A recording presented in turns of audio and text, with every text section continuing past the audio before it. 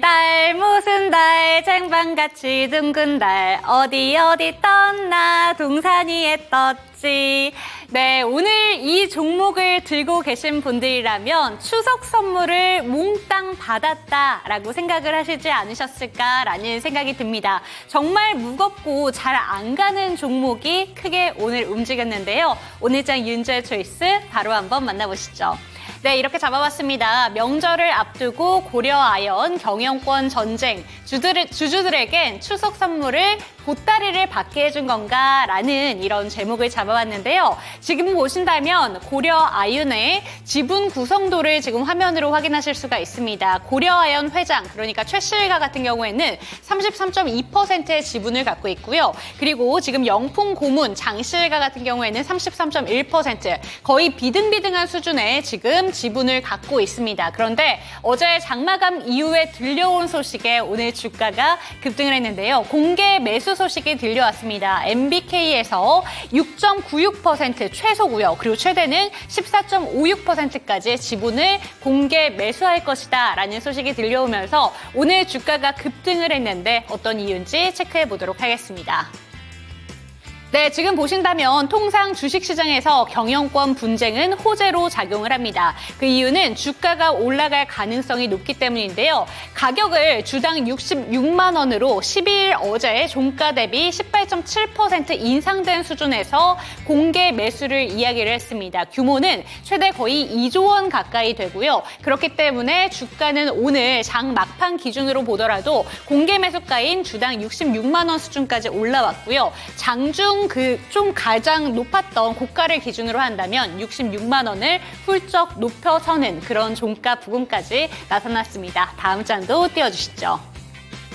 네, 보신다면 이렇게 제목을 여기는 또 잡아봤는데요. 한국타이어는 실패를 했는데 MBK, 고려아연의 경영권만큼은 쟁취할 수 있을까? 이렇게 한번 잡아봤습니다. 어제 나타난 기사 내용을 좀 한번 체크를 해봤는데 한국엔컴퍼니처럼 지배구조 문제로 기업 가치가 훼손된 기업엔 추가적인 투자 기회를 고려하고 있습니다라는 MBK 부분의 지금 인터뷰 내용을 따왔습니다. 그런데 오늘 또 나타난 내용 같은 경우에는 고려아연에서 투기자본 MBK의 공개 매수를 반대하겠다라는 내용을 또 기사를 통해서 체크를 해봤기 때문에 매수 자금 자체는 MBK가 충분하지만 산대 측의 지분율이 만만치 않은 데다가 대기업들의 백기사로 들어와 있어서 어떤 반격의 카드가 나올지 모르겠다라는 부분만큼은 오늘 주의가 필요할 것 같습니다. 하지만 그럼에도 불구하고 오늘 관련된 기업들은 모두 주가가 급등을 했는데요. 영풍재즈 같은 경우에도 사실 관련이 없습니다. 그런데 영풍이라는 이름이 들어가니까 영풍재즈 오늘 장중 급등이 나왔고요. 관련이 없구나라는 내용을 확인하고 나서 1%대 상승으로 거래를 마쳤습니다. 그리고 영풍정밀 같은 경우에는 단숨에 상한가로 좀 기염을 토해냈고요. 고려아연 같은 경우에도 거의 20% 가까이 솟구쳤습니다. 그리고 계열사인 코리아서킷까지 4%대 강세를 보였는데 관련된 종목들 미리 추석 선물을 선물 보따리로 받은 것 같았던 오늘 시장이었는데 어떻게 끌고 가야 되는 건지 오늘 이 시간 체크해 보시죠. 당신의 초이스 채널 고정!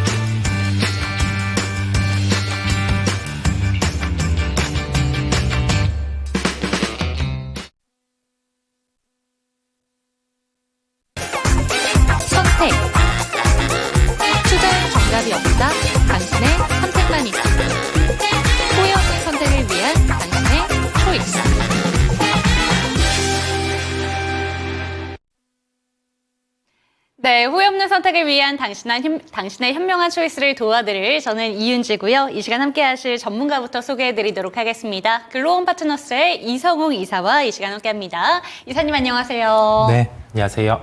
네, 오늘 시장 좀 중간에는 파란불이 잔뜩 끼어 있었지만 장 막판에 결국에 플러스로 돌려놓으면서 우리 연휴만큼은 좀 푹 쉬고 옵시다라는 이야기를 시장이 전해준 것 같았어요. 오늘 시장 어떻게 보셨을까요? 연휴 전이다 보니까 거래 대금도 많이 줄기도 했고 시장 참여자 분들도 역시 무리를 하지 않는 모습들이었어요. 외국인은 계속 아직 우리나라 시장을 매도하는 모습이었고 오늘은 반도체 쪽 종목으로 또 집중이 되는 모습이었습니다. 거래소는 한 9,700억 정도 매도를 했어요. 해외도 그렇고 우리나라도 그렇고 반도체주들이 약합니다. 그런데 반도체 중에서도 이걸 확산해서 테크주로 보면 AI의 중심에 있는 테크주들은 또 강해요. ARM이라든지 그런 쪽은 주가가 강한 상황이거든요. 그 다음에 돈을 버는 구조를 갖춘 AI 관련된 종목들, 플랫폼 종목들, 오라클 같은 경우는 또 강하거든요. 그런 것처럼 실적으로 보여주고 그다음에 산업에서 딱 이번에 HBM 사이클에서 핵심이 되는 기업들은 주가의 반등도 빠르고 강한데 그렇지 않은 기업, 전통적인 반도체 기업들 같은 경우는 좀 약한 상황이에요. 네. 우리나라 같은 경우도 삼성전자는 지금 미국에서 중국 HBM 규제 이런 게 있다라고 하면 또 그때 또 한번 데미지가 있을 수 있다 보니까 매출이 한 30% 정도 차지를 하죠. 그래서 그런 부분을 놓고 시장 안에서는 불확실성이 존재하다 보니 발생한 가격 메리트 외에 뭔가 이 강하게 매수할 만한 요인을 찾기가 힘든 거죠. 예, 그런 상황으로 오늘 시장을 봤고 연휴가 꽤 길죠. 네. 예, 그 와중에 우리 연휴간에는 미국의 FOMC 금리가 결정되다 보니까 조금은 시장에 대한 부분에 불안감을 안고 시작된 연휴임을 말씀을 드립니다. 네, 그래도 어제 주가가 급등을 했기 때문에 제가 어제 이 시간 이사님한테 오늘 너무 많이 올라서 내일이 걱정이 됩니다 라고 했는데 어제 이사님께서 그래도 괜찮을 것 같다라는 이야기를 하셨고 다행히 오늘 거래대금은 많이 줄었지만 시장 자체가 큰 충격은 없이 지나간 게 아닌가라는 생각이 들었습니다. 참 다행이다라는 생각이 들었고요. 그런 가운데 오늘은 이슈도 참 많은 이슈들이 있었는데 현대차와 GM 협력을 했다라는 소식에 좀 움직이기도 했고요. 조선주 같은 경우에도 강했는데 네. 제가 들고 온 초이스는 일단은 경영권 분쟁으로 한번 뽑아봤습니다. 저는 이 부분을 좀 찾아보면서 한국엔타이어 당시에 경영권 분쟁이랑 좀 비교를 해서 좀 이야기를 한번 여쭤보고 싶었던 게 그때 당시에 주가 흐름이나 이런 걸 봤을 때 앞으로 주가 흐름이 좀 어떻게 변화가 될지 오늘 당장은 선물을 받은 것 같았을 텐데 어떻게 바라보면 좋을지 궁금했거든요, 이사님.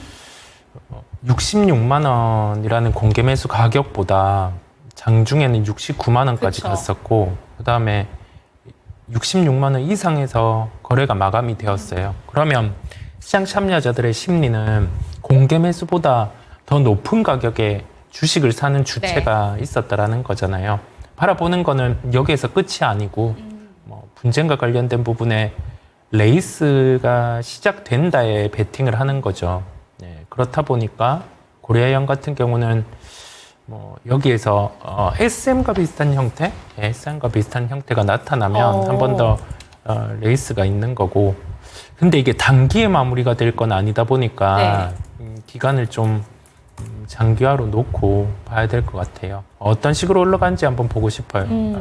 레이스는 한번 펼쳐질 가능성은 높습니다. 네, 그렇다면 들고 계신 분들이라면 저희 오늘 제가 진행을 했었던 프로그램 내에서 한 분이 고려아연을 들고 계셨는데 상당히 오랜 기간 동안 보유를 하신 분이 계셨어요. 근데 이쪽 같은 경우에는 워낙 주가의 변동성이 없기 때문에 그냥 좀 들고 계시다가 오늘처럼 주가가 급등을 해서 어떻게 해야 될까요? 라고 질문을 해주셨던 분이 있었는데 들고 계신 분들이라면 오늘 수익이 났을 때 팔지 않고 조금 더 그럼 끌고 가는 게 괜찮겠죠? 네, 끌고 갈 수 있어요. 그게 왜냐면 이게 만약에 재료가 끝나는 상황, 그때 가서는 주가가 마지막 변동성이겠죠. 네. 그때는 매도를 하시면 되고요. 그렇지 않고 지금 과정이 초입이다 보니까 보유하고 계신 분들 같은 경우는 어느 정도 수익의 여유도 있으실 겁니다. 그래서 보유를 하고 가는. 그다음에 다만 이제 이 재료가 마무리될 네. 때 그때는 좀 놓아주는 걸로 하고 가지고 계셔도 되겠습니다. 신규 매수 관점은 아니신 거죠, 이사님? 네, 신규 매수는 좀 늦었어요. 늦었다 보니까 이 가격대에서 매수하고 시간을 투여해서 갖고 가기에는 주가 변동성이 네. 발생될 가능성도 있습니다.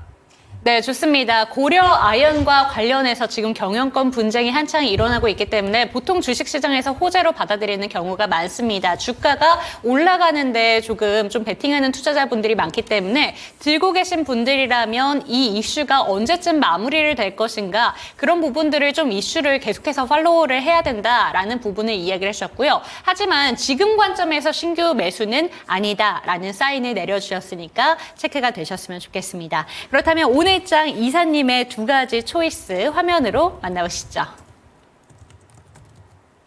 네, 펩트론과 하이브 들고 오셨습니다. 우선은 초이스 종목이 궁금해지는데요. 일단 ペプト론 같은 경우에는 요새 비만 치료제가 좀 꺾이지가 않습니다. 네네. 이제 10월에 위고비 기대감으로 좀 움직이고 있고, 하이브 같은 경우에는 노이즈가 좀 해소됐나 싶었는데 또 뉴진스가 최근에 유튜브에서 네. 공개적인 발언을 했죠. 네. 그에 대한 이슈들이 계속해서 지금 나오는 것 같고, 이게 뭐 뉴진스 측에서도 잘못을 했다라는 여론이 좀 그렇게도 나오고 있는 것 같은데, 이사님은 오늘 어떤 종목을 초이스해 주셨을지 일단 궁금해지거든요. 어떤 종목일까요? 저의 초이스 종목은 하이브입니다. 하이브를 지금 바라봐야 한다면 어떤 이유로 좀 바라보면 좋을까요?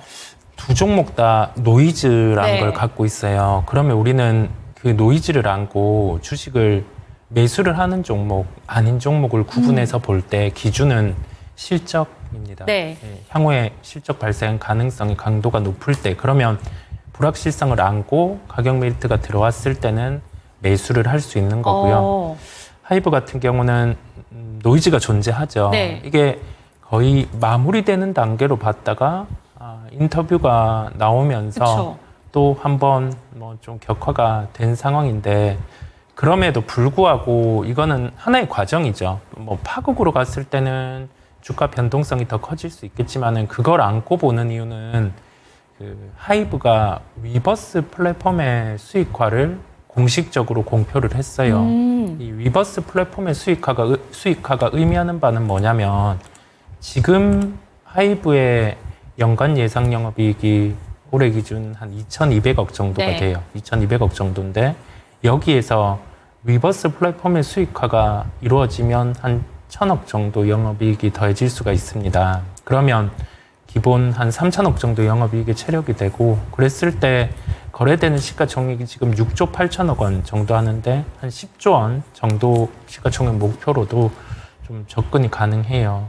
그렇다 보니까 불확실성이 있음에도 불구하고 어느 정도 16만 원대 뭐 이 정도 뭐 가격대 그 이하 왔을 땐 매수를 해볼 수 있다는 생각에서 하이브를 오늘의 초이스로 말씀드리게 되었습니다. 네, 좋습니다. 우선은 오늘장 초이스 종목은 하이브로 들고 오셨는데요. 오늘 민희진 전 대표가 법원에 가처분 신청을 제기를 했습니다. 이에 대한 노이즈가 지금 한 가지 더 끼어 있는 상황이지만, 위버스 플랫폼 자체에 지금 수익화를 진행하고 있다라는 측면에서는 실적적인 부분에서 좀 호재로 작용할 수 있는 부분이 있기 때문에 이러한 내용들을 노이즈가 낀 지금 현재 주가 상태에서 들어가 보시면 어떨까라는 의견을 주셨는데요. 저는 이 이슈와 관련해서 아무래도 좀 아티스트 관련해서 궁금해졌던 게, 네. 뉴진스가 이번에 최후 통첩을 하고 하이브와 혹시라도 결별하게 된다면 위약금 문제가 상당히 클 것이다라는 네. 내용이 나오고 있는데, 네. 이렇게 된다면 하이브에게는 호재인 거예요? 아니면 어떻게 받아들여야 되는 거예요?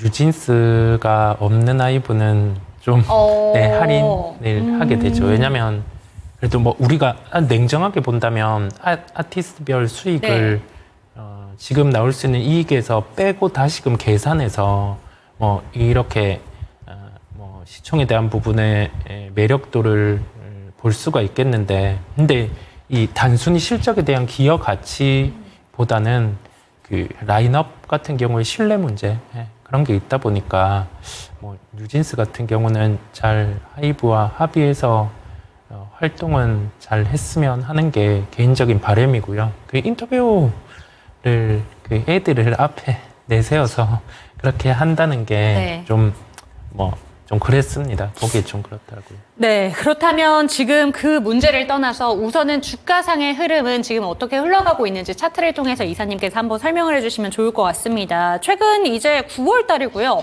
하반기 하면은 보통 엔터주들이 좀 콘서트에 대한 기대감도 있고 그런데 요새 엔터주들의 주가가 그렇게 쉽지는 않은 것 같습니다. 맞아요. 하이브뿐만이 아니라 뭐 4대 엔터가 네. 모두 다 거의 신저가 수준이잖아요. 네네.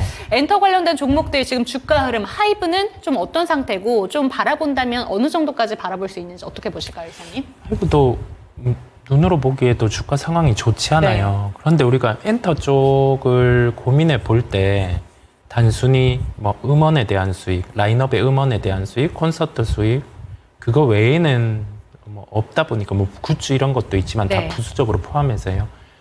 이 수익만으로 시장에서는 그러면 원래 나오던 성적만큼 나오는 게 아니냐, 뭐 성장에 대한 정체 부분 이런 게 있다 보니까 막 이렇게 이익 대비해서 시총의 멀티플을 뭐 20배 이 정도 25배 막 이렇게 주다가 담백하게 줄여놓은 상황이에요. 근데 우리 콘서트가 열릴 때 좀 유리해지는 구조가 엔화 강세 측면이 있다 보니까 그것도 엔터사에게는 유리한 점이 있습니다.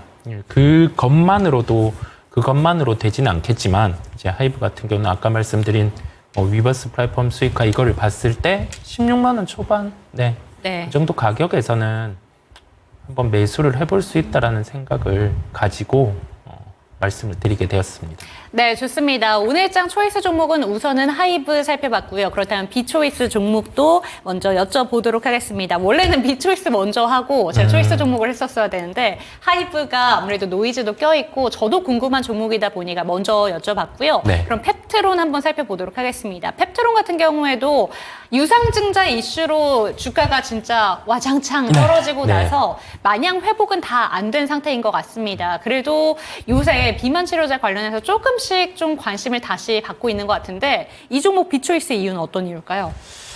우리가 유상증자는 아주 이해하려고 봐요. 뭐 이해하려고 보면 할 수 있다. 네, 우선 할 수 있다라는 생각인데 회사 입장에서 유상증자나 자금 조달을 할 때 주주 배정 외에 이제 뭐 3자 배정이라든지 아니면은 뭐 전환사채 발행이라든지 그런 부분으로 조달이 가능한데 우선은 주주 배정 증자를 했다는 점. 자, 이거는 가능합니다. 가능한데 대주주의 참여가 100%가 아니라 절반만 참여를 하는 거예요. 그러면 우리가 하나의 기업을 바라볼 때 대주주가 지분을 파는 경우에는 보통 주가의 고점인 경우로 해석을 하는 게 많고 증자를 주주 배정으로 하는데 전부 다 참여를 하지 않는다는 건 좀 상식적으로 이해가 안 되잖아요.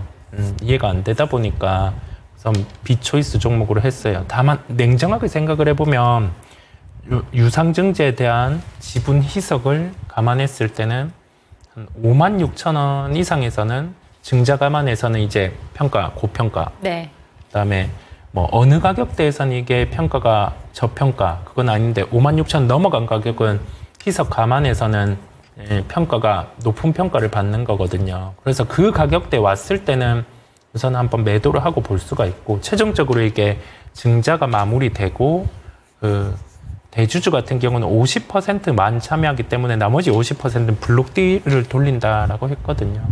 거기까지 마무리된다라고 하면 그때 다시금 볼 수가 있겠죠. 지금은 뭐 시기가 아니라는 점에서 우선 초이스 종목이 아닌 비초이스 종목으로 말씀드리게 되었습니다. 네, 좋습니다. 유상증자에 있어서 물론 합리적인 이슈로 좀 이해해 볼 수는 있겠지만 대주주가 100% 참여하지 않는다라는 점이 가장 크게 노이즈로 좀 작용될 수밖에 없다라는 점 짚어주셨고요. 그렇다면 지금 펩트론 들고 계신 분들을 위해서도 차트상 위치 한 번만 설명해 주시면 좋을 것 같습니다. 지금 그래도 반등이 최근에 꽤나 나왔어요. 그죠? 네. 그런데 펩트론 제가 정확하게 지금 그 종목명이 기억이 안 나는데 펩트론 전에도 유상증자 이슈를 한번 쭉 떨어졌던 반도체 관련된 종목이 반등이 꽤나 나와서 한 반 정도는 좀 회복이 되는 듯한 분위기였는데 네. 펩트론도 거의 비슷하게 좀 흘러가고 있는 것 같습니다. 그렇다면 펩트론이 우리가 그 전에 고점까지는 아니더라도 어느 정도 수준까지는 좀 회복될 수 있다라고 보시는 건지 어떻게 보실까요, 이사님? 증자가 마무리돼야 그건 뭐 예상을 해볼 수 있고 네. 아까 대형처럼 우리 유상증자를 했을 때 삼자 배정 외에 주주 배정을 했을 때는 희석만큼으로 계산을 해보고 그 정도 단가 이상으로 희석 감안한 단가 이상으로 갔을 땐 매도를 우선 하시고 그 증자 감안 다시금 증자 받을 만큼만 가격이 밀렸을 때 재매수를 하면 되거든요. 왜냐하면 뭐 평가를 높게 받는데 매수를 할 필요가 없으니까요. 그래서 펩트론에 대한 접근은 어느 정도 목표를 갖고 한다라고 하기보다 주주 배정 증자의 참여율이 어느 정도 되는지, 그 다음에 대주주의 블록딜이 이루어지고 나서 그때가 좀 주가 같은 경우에 방향을 정할 수 있다라는 생각입니다. 네, 유상증자의 끝이 어떻게 좀 결정이 되는가 대주주의 블록딜 이슈 이후에 한번 확인해보자라는 점 짚어주셨고요. 지금 섣부르게 목표가를 설정해두는 건 어렵다라는 점까지 체크가 되셨으면 좋겠습니다. 오늘 장 초이스는 하이브 체크해봤습니다.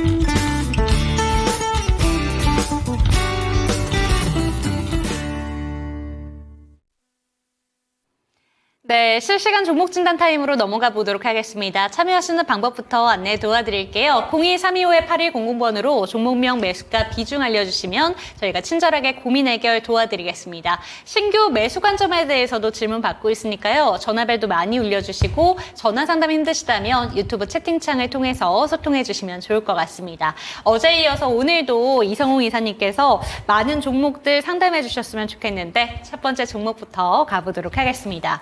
공부하자님의 종목 KSL부터 체크를 해볼게요. 16,260원에 8% 들고 계십니다. 단기로 대응하려고 하는데 어떻게 대응할까요? 라는 질문을 올려주셨는데요. 단기 대응이라고 하셨고 지금 평단가가 오늘 들어가셨나라는 생각도 드는 그런 평단가입니다. 16,000 오늘 고점 기준으로 290원 수준이었고요. 지금 평단가랑 거의 비슷한 수준인데 이쪽은 뭐 엮여있는 섹터도 너무 많은 것 같아요. 네. 이쪽 어떻게 보실까요?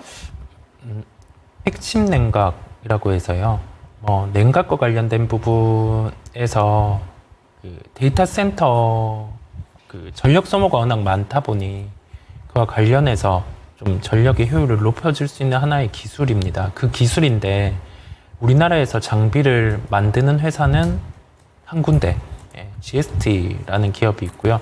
실제 그게 뭐 납품이 대량으로 이루어지지는 않았어요. KN솔 같은 경우는 그 액침 냉각 장비를 판매하는 역할이죠. 유통에 대한 역할이거든요. 그래서 그걸 우선은 우리가 체크를 해놓을 필요가 있고, 뭐 이거를 기술적으로 봐야 될까요? 기술적으로 본다라고 하면 주가 타이밍은 그래도 괜찮게 잡으신 것 같아요. 타이밍은 괜찮게 잡으셨고, 뭐 이거를 기준가를 어느 정도 잡아서 대응을 할지 그거는 뭐 추세대를 이어서 판단을 하시거나 아니면 뭐 대량 거래가 발생한 가격대를 기준으로 본다거나 하거든요. 그런데 이렇게 대량 거래가 터졌던 가격 대비해서는 밀렸죠, 지금. 네. 밀린 상황이다 보니까 뭐 요런 추세대의 하단 같은 경우에 기준 가격을 잡아서 15,000원 정도를 깨면 손절을 하는 거고, 그렇지 않고 시세가 나면 차익 실현을 하는 거고, 그런 대응법을 열어둬요. 기술적으로도 애매한 구간, 시세가 날 수도 있고 빠질 수도 있는, 뭐 어떻게 보면 하락보다는 상승에 대한 기대감이, 그 기대 폭이 더 클 때 손익비가 좋다라고 한데, 손익비에 대해서는 뭐 그래도 추세를 봤을 때는 나쁘지는 않은 상황이다 보니까요. 뭐 충분히 수익으로 보고도 나올 수 있으리라는 생각이 듭니다. 그러면 뭐 손절에 대한 대응 부분 가격을 잡으시고 대응하시면 될 것 같아요. 네, 손절 부분만 잡으시면 된다라는 점 짚어주셨는데 손절가 그럼 한 번만 더 제시해 주시겠어요? 아까 15,000원, 네, 추세 가격대 하단, 네. 그걸 보고 판단을 하면 될 것 같아요. 15,000원이면 한 지금 가격에서는 10% 안 되게 하락했을 때 그 정도거든요. 또는 우리가 어떤 종목을 매수했을 때 각자의 그 손절률, 네. 그런 걸 정하고 접근하는 것도 하나의 방법이겠습니다. 네, 좋습니다. KN솔 같은 경우에는 지금 하단으로에 지금 열려있는 가능성보다 위로 올라갈 수 있는 가능성이 있기 때문에 15,000원 부분만 이탈하지 않는다면 들고 가보자라는 의견 체크가 되셨으면 좋겠습니다. 다음 종목은 저희 고고식님의 종목이고요. 신규 매수 관점 질문이 올라왔습니다. LS 일렉트릭이고요. 전력주는 한 번도 매수를 안 해봤는데 추석 이후에 반도체나 2차 전지 종목들 반등도 늦을 것 같고 지금 자리에서 신규 매수 관점 어떨까요? 라고 질문을 해주셨습니다.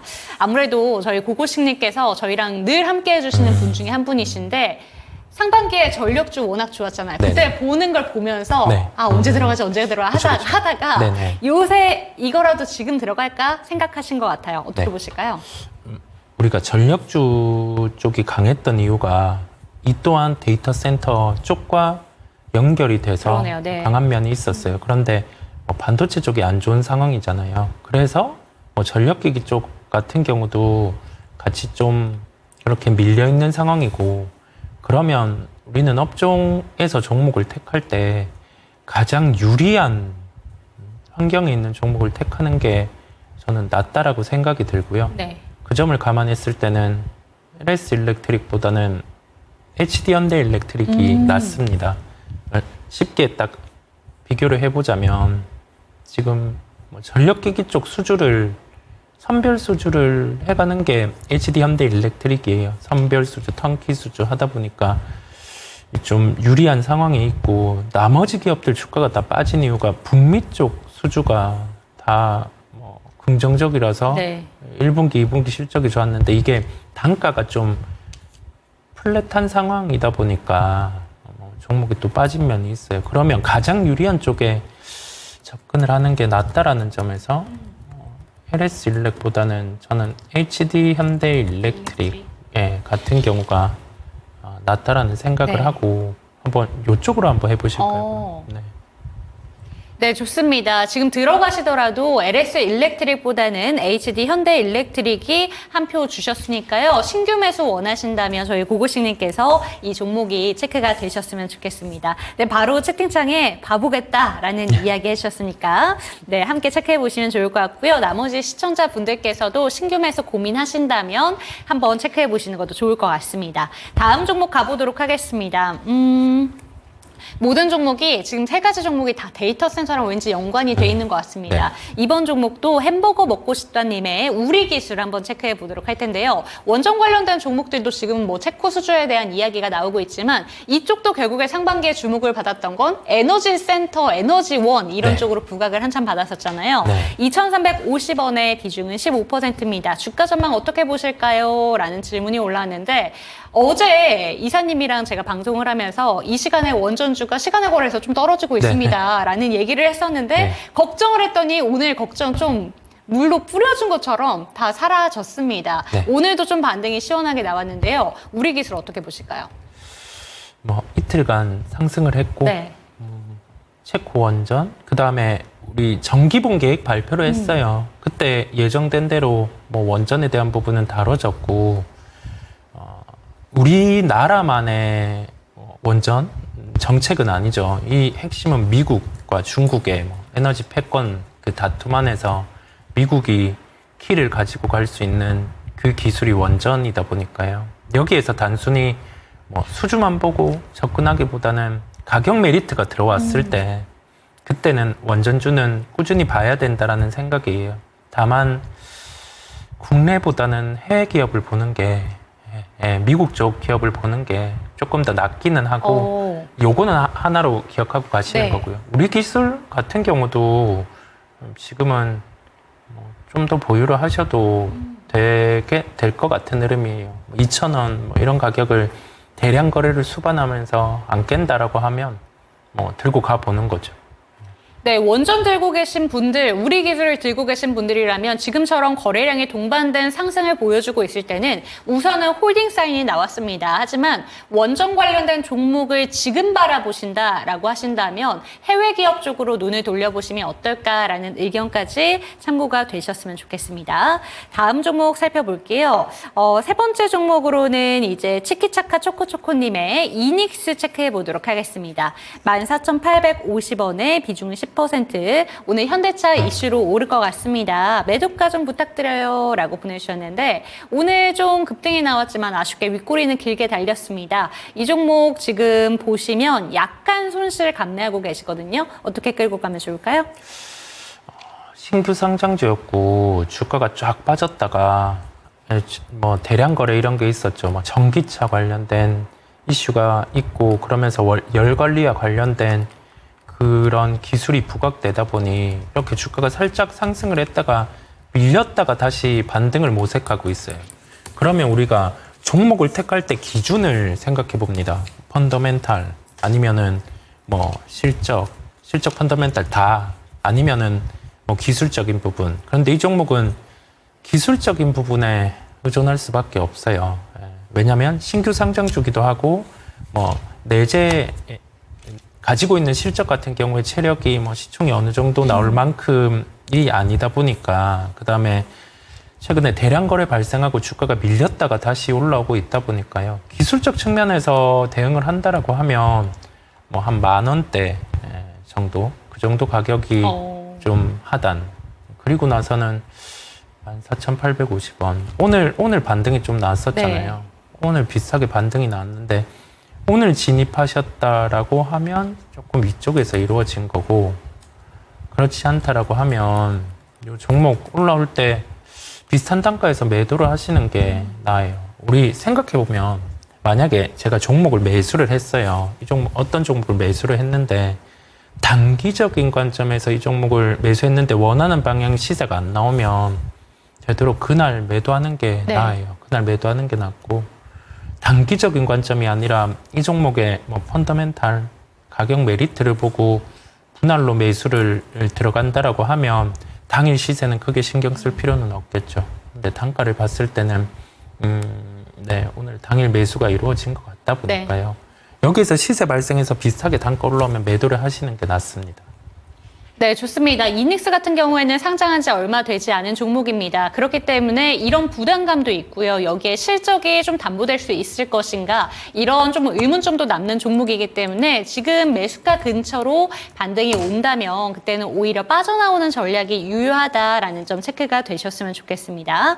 지금 채팅창에 이성웅 이사님의 상담 스타일에 대해서 말씀하시는 스타일이 항상 차분하셔요, 부러워요 라고 얘기해 주셨는데 이렇게 차분하게 어려운 시장 속에서도 상담 도와주시는 이성웅 이사님께 상담을 받고 싶다 하시는 분들이 있으시다면 02-2128에 8500번인가요? 지금 8200번이네요. 02325에 8200번으로 종목명 매수가 비중 알려주시면 저희가 친절하게 고민 해결 도와드리겠습니다.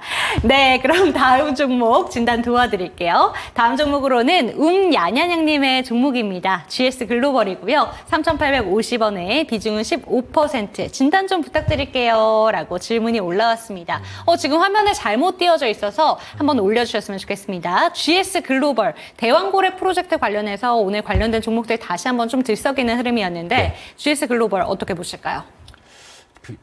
이런 종목은 또 일정에 따라서 움직이는데 로드쇼를 했고 이제 해외 투자 같은 경우를 받는 데에 대해서 일정의 지연이 있어서 종목들이 빠졌다가 다시 오늘 반등이 나왔어요. 자, 추세상으로 이 종목은 연휴에는 신고가 시도를 할 가능성이 높습니다.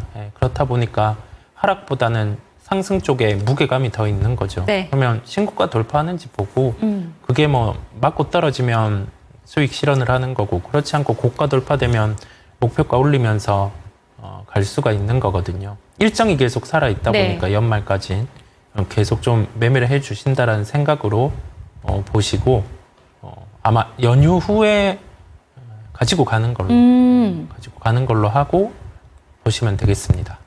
네, 좋습니다. GS 글로벌 같은 경우에는 일정 매매를 좀 하셔야 된다라는 점 짚어주셨기 때문에 연휴 이후까지 이 종목 들고 갈 필요가 있다라는 점 짚어주셨고요. 오늘 수익이 나오고 있지만 이 종목에 대해서는 끝까지 좀 홀딩해 보시면 좋을 것 같습니다. 다음 종목 넘어가 보도록 하겠습니다. 황희성님의 종목이고요. 현대 로템 체크해 보도록 할게요. 45,000원 비중은 10%입니다. 방산 같은 경우에는 한동안 정말 잘 나갔었는데 트럼프 수혜주로 들어서 매수를 하셨다고 합니다. 목표가를 얼마로 보면 좋을까요? 라는 질문이 올라왔는데요. 트럼프 수혜주로 보고 매수를 하셨더라면 이번 좀 해리스 부통령 관련된 수혜주들이 올라왔을 때 조금은 불안하시지 않았을까라는 생각이 듭니다. 그럼에도 방산 관련된 종목들은 수주 이야기들이 워낙 많기 때문에 들고 가보면 어떨까라는 생각은 드는데 이사님의 생각은 어떠실까요? 들고 가는 걸로. 네, 들고 가는 걸로 하고 방산 쪽은 우리가 우려되는 게 여기에서 트럼프 후보가 당선이 돼서 우크라이나 이슈가 좀 이렇게 마무리되면 뭔가 방산주에 영향을 받지 않을까라고 하는데 그랬을 때 가격 조정이 나오면 그냥 하나의 기회로 삼을 수가 있겠어요. 예, 그 부분으로 보시면 되고 좀 크게 부담 없이 이 종목은 좀 들고 갈 수 있어 보여요. 들고 갈 수 있고 보통 우리 방산이라든지 이런 종목들은 또 수주 나오면 주가들이 좀 변동성이 커질 수는 있어요. 그거 생각하면서 보유를 하고 가는 그런 대응을 말씀드립니다.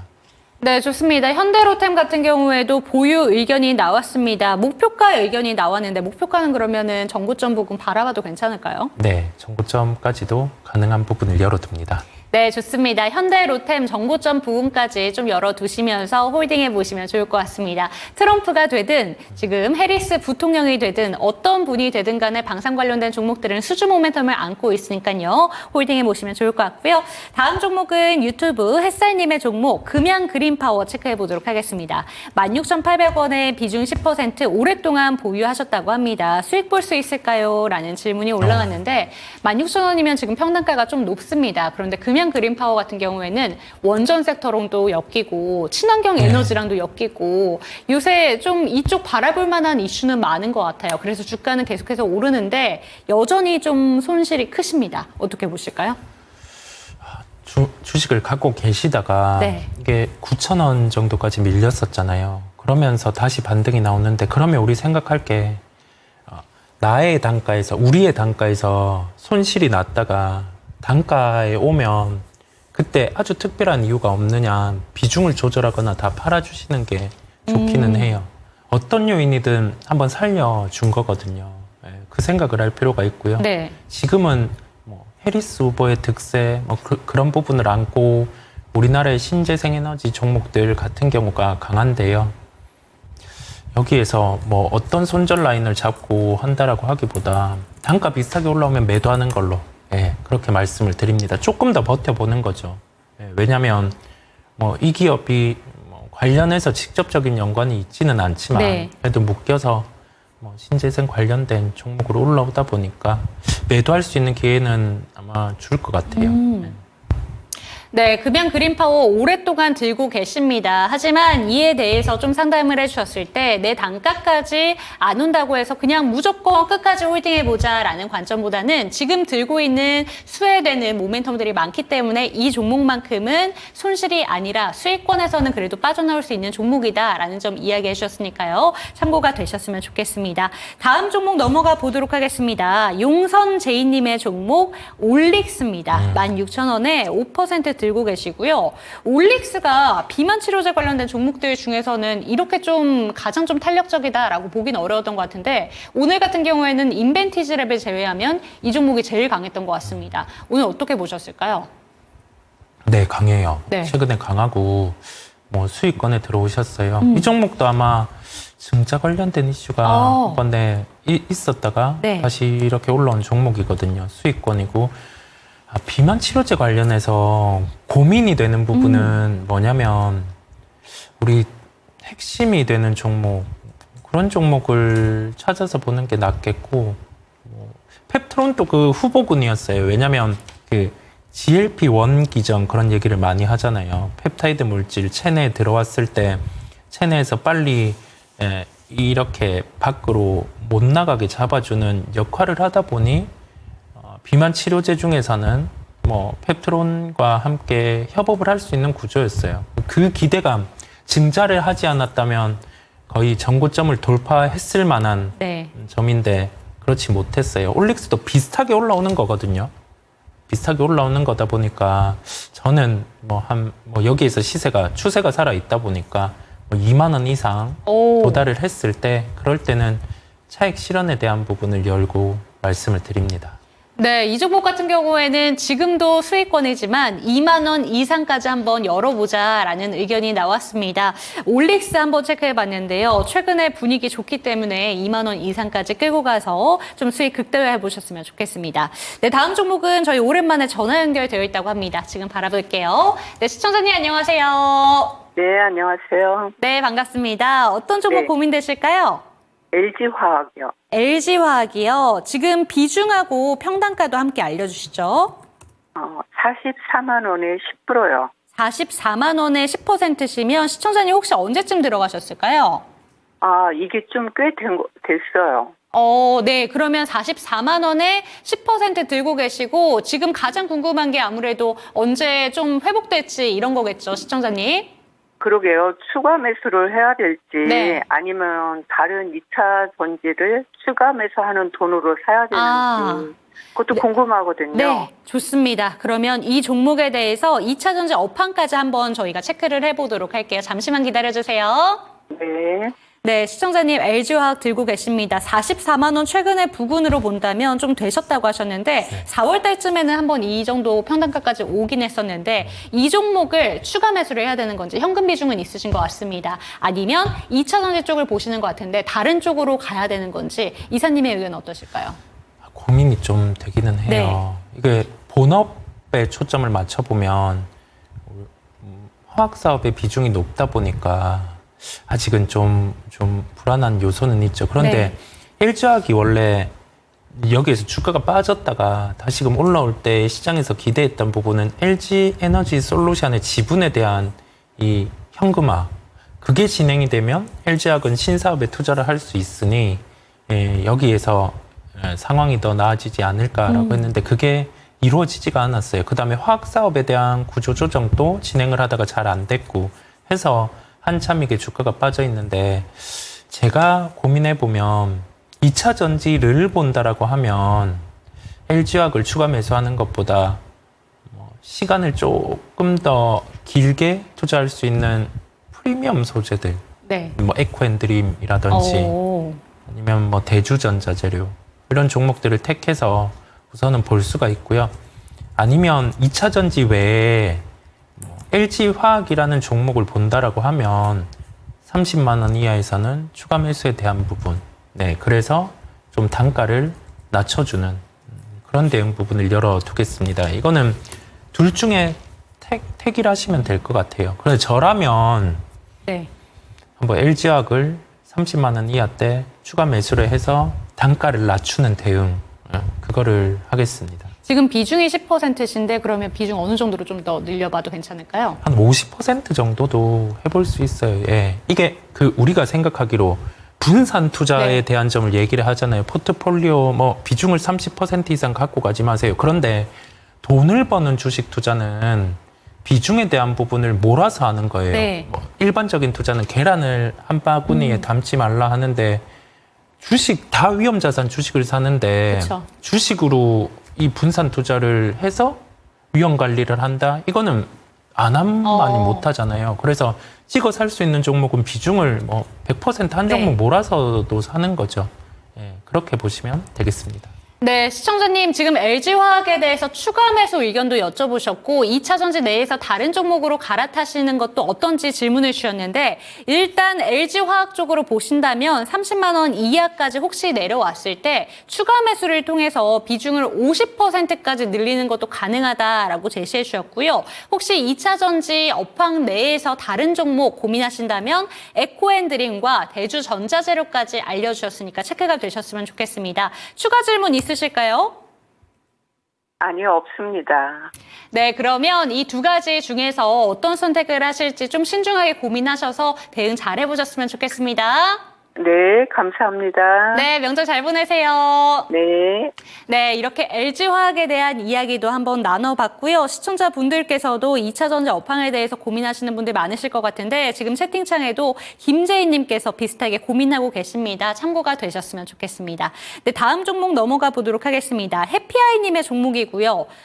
제주반도체 저희가 어제 상담을 진행했던 것 같은데 2만 원에 10% 비중 들고 계십니다. 오늘 다시 좀 하락을 해서 비중을 축소를 해야 되는 건지 아니면 추가 매수를 해야 되는 건지 질문 올라왔거든요.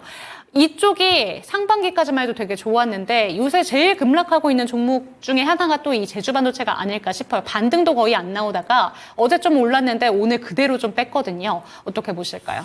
이게 고민이 되는 게 네. 이걸 실적을 보고 들어가신 거는 아닐 거란 생각이 들어요. 뭐 한 200억 중반 영업이익 나온다라고 생각을 해보면 이게 시가총액 1조까지 갔다가 지금 한 4천억 정도의 시가총액을 받고 있거든요. 네. 아직도 가격적인 메리트는 떨어집니다.